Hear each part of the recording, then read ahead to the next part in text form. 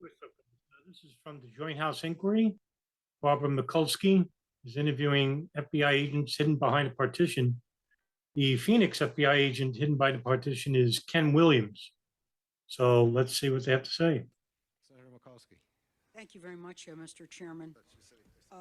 First, to the men testifying and really to the men and women that you represent. Know that I believe, as this United States Senator, I have tremendous respect for you. And I have tremendous respect for what you do every day. You know, while the rest of us are eating Thanksgiving dinner or opening Christmas presents, you're out there in the field, and you've missed many a family event and all of the things that we know go into it. And I believe, from just the testimony that we've heard, that the agents in the field and the field offices were really doing their job. And to the Phoenix agent, your rebuke of Congress is well taken.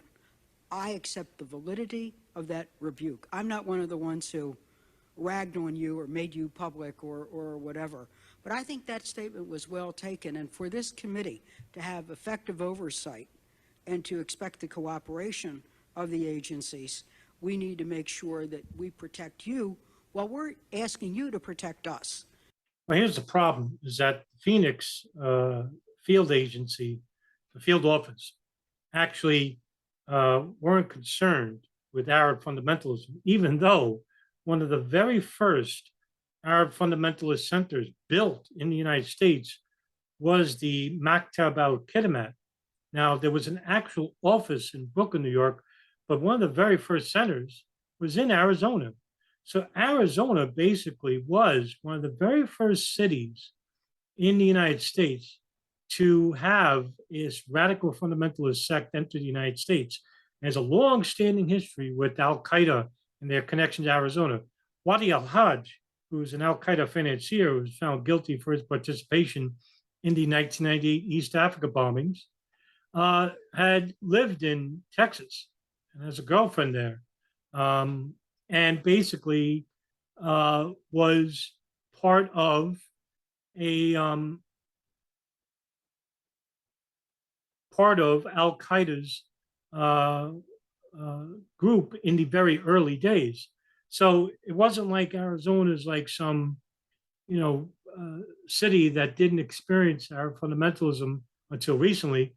No, they've had long experience regarding this problem. And for them not to give any type of validity to people like Ken Williams, who saw that there was a problem with Arab fundamentalist training at flight centers in Scottsdale, and this is coming from an informant, a valid informant that basically was ignored. The information was ignored by the FBI because when the Phoenix memo, which is basically about an investigation into a radical fundamentalist called Zachariah Subra, when this was shared with the leading agencies in the United States, barely anyone read it. So I think that statement of yours was very well presented. It was presented in an excellent, forthright way, and I appreciate it. Thank you. I want to go to really solutions.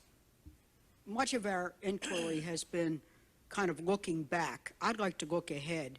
And with three men who had incredible responsibility during this time and who I'm sure have agonized day after day, memo after memo, what could have been done differently, I'd like to ask you to share with the committee what you think would be the top three things you think the Congress should do or your agency should do to really improve our situation and to make sure this kind of gaps and so on would never happen again. And if you could just go down the line, because I was looking at the issue of a smoking gun. There isn't a smoking gun. Are there systemic issues? Yes. So if we look at the systemic issues, then what are the solutions? Okay. Thank you, Senator. Speaking for Phoenix, The top three things that I Ken would Willie. like to see, and number one, and I think it's the most imperative, is additional resources applied throughout the intelligence community with our analytical capability. There should be one place established where raw intelligence from the field, both from overseas and within the United States, from all the different intelligence agencies that are out there collecting, gets dumped and analyzed and looked at, and raw material put into a analytical product and gets disseminated to the officers in the field. The second thing is the need for more investigators here in the United States within the FBI. We talk about this in our squad areas every day. We cannot continue to do the number of things that we are charged with doing with the number of agents we have. 11,000 agents, when you think about it, for a country of close to 300 million is amazing. When you look at cities like New York, who have 35,000 plus police officers trying to protect their citizens, certainly I think we need more agents to do the job. And third is we need to increase our technical capabilities, our information flow. I mean, in direct reference to my memorandum, we should have a capability to wash and then rewash visa applicants through the U.S. intelligence community databases to see if anybody that's applying for visas to come into this country are known to the U.S. intelligence community as being involved with terrorist organizations. And not to mention, as we've heard time and again today, better information technology for us in the FBI so we can communicate with each other more effectively. Thank you. Yeah, and I also would agree with Ken Williams there, but I think there's a problem with field officers in the FBI and their superiors. And pre 9/11, you know, that was a huge case. And for example, Minnesota, the subject of Zacharias Moussaoui, you had field agents like Harry Samit basically conducting an investigation into a guy who has a prior history with being involved with French and German radical fundamentalist sects that came inside the United States. And then when they met him and his associate Hussein al-Adas in a hotel room, they basically saw that these guys were up to no good. And so they filed a FISA warrant, which is a foreign intelligence warrant to look through their belongings. And because they need to link them to radical fundamentalist organizations to connect them to a crime, they basically were trying to get their superiors to agree with the nature of the warrant. And basically there was this huge disconnect between the radical fundamentalist unit and his superiors with Harry Samit and the officers arresting Zacharias Moussaoui. And so, you know, when the intelligence came in that, yeah, Moussaoui was with a radical fundamentalist by the name of,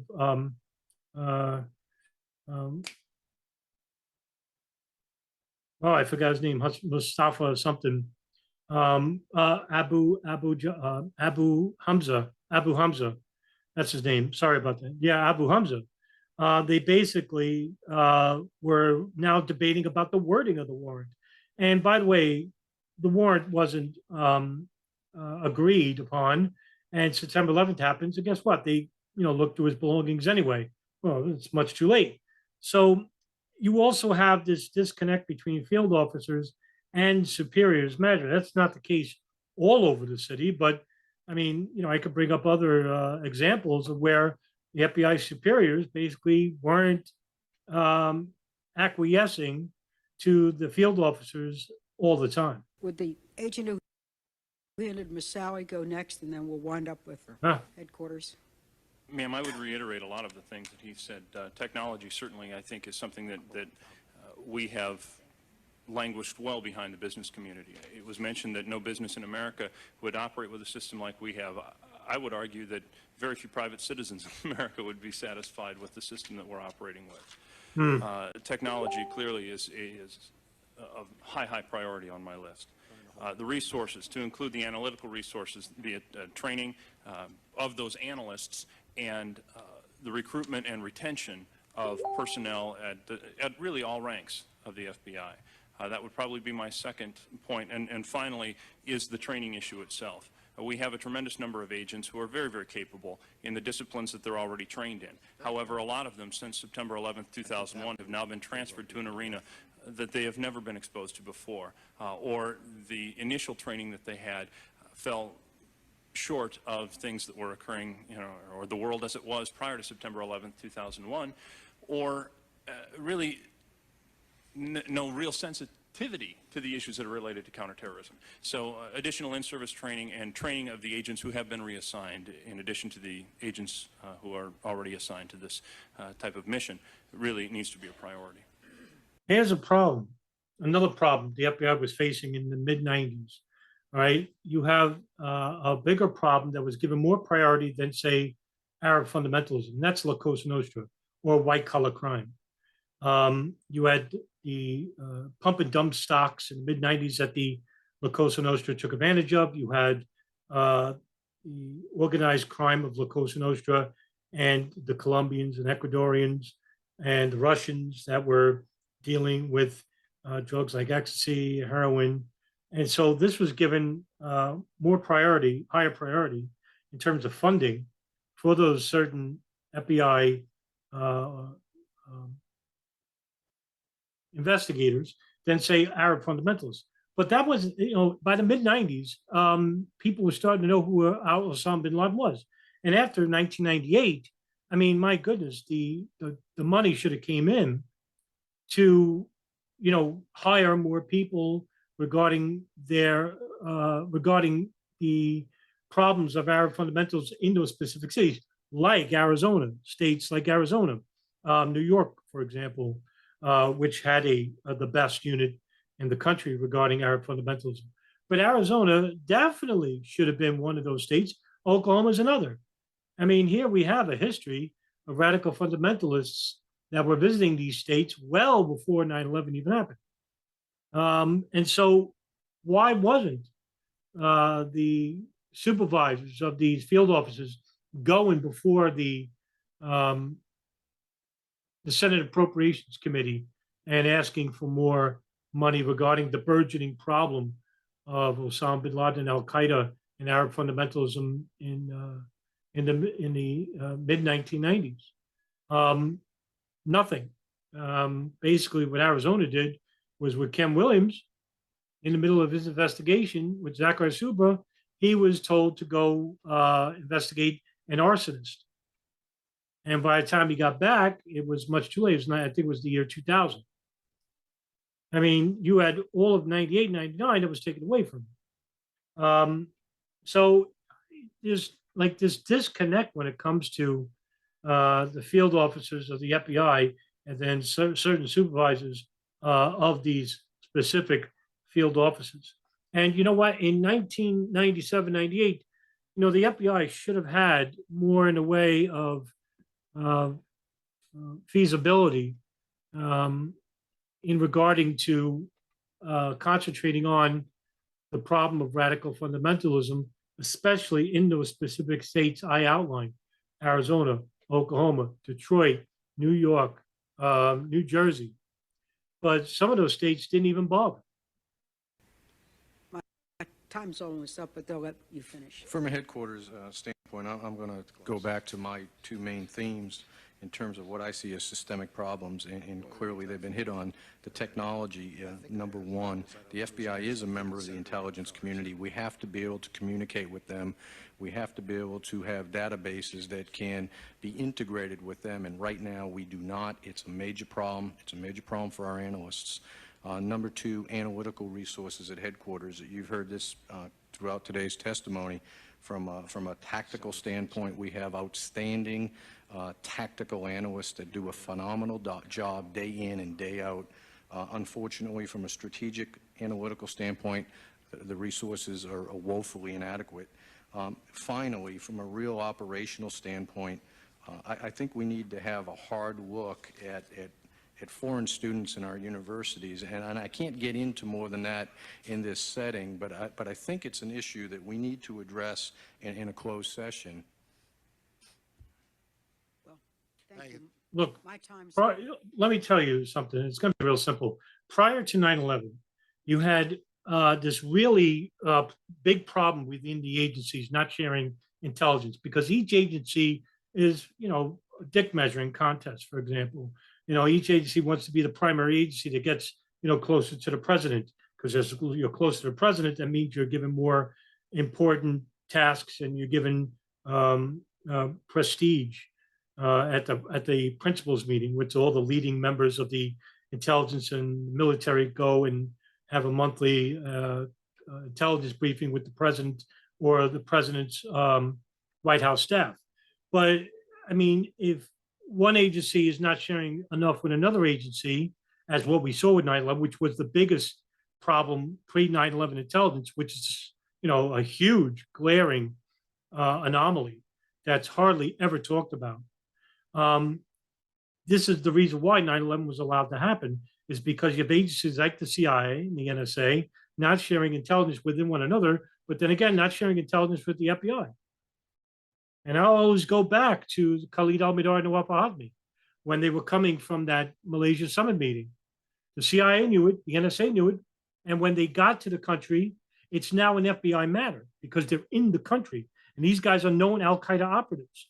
But the CIA and NSA withheld that information intentionally. With the CIA, that was the case. I mean, you could see all the previous videos I've done about the CIA and the Khalid al-Mihdhar and Nawaf al-Hazmi. I even dedicated a podcast to it. And if you want a smoking gun of like conspiracy, well, there it is.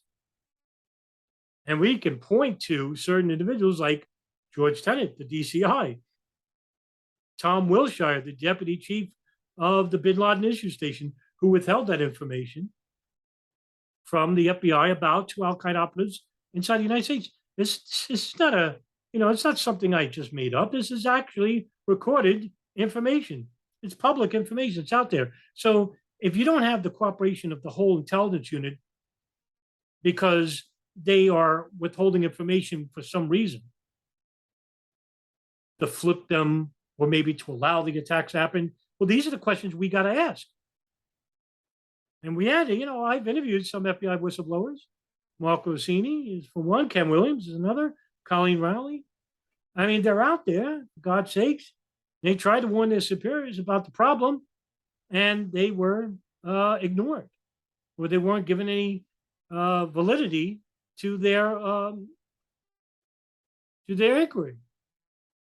And also, too, it's a problem of financing. And like Ken Williams said, you have 330 million people in the country. Well, at the time, 300 million people. And you have a very limited amount of resources in certain states that don't consider Arab fundamentalism a problem at that time. And after 9/11, what happened? All these agencies got a blank check. But by then, it's too late.